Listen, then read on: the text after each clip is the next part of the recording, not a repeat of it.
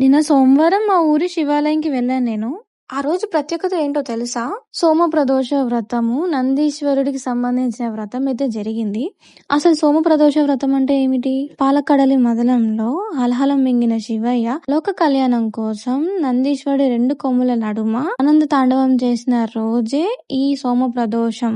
అందుకే ఈ రోజంత ఉపవాసం ఉండి సాయంత్రం శివాలయంకి వెళ్ళాము. ముందుగా నందీశ్వరుడికి పాలు నీళ్లతో జలాభిషేకం చేసి గంధంతో అలంకరించాము.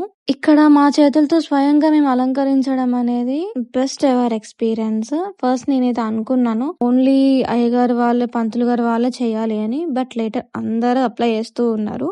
And they give me chance. మాకు కూడా ఛాన్స్ ఇచ్చారు ఇలా అలంకరణ ఇవ్వడానికి. సో మేము కూడా నందీశ్వరిని అలంకరించి వ్రతం అయ్యేదాకా ఉండి అయ్యగారు పూజ చేశాక మీ మనసులో ఉన్న సంకల్పం ఏంటో గట్టిగా కోరుకోమని చెప్పారు. అంతా అయిపోయాక మేము రిటర్న్ అవుతున్నప్పుడు రామాలయం విజువల్స్ అయితే చూసాము. చాలా చూడముచ్చటగా ఉంది. కాకపోతే ఇక్కడ ఏంటంటే రామాలయం రీకన్స్ట్రక్షన్ జరగడం వల్ల జనాల రద్దీ అయితే చాలా తక్కువ ఉంది.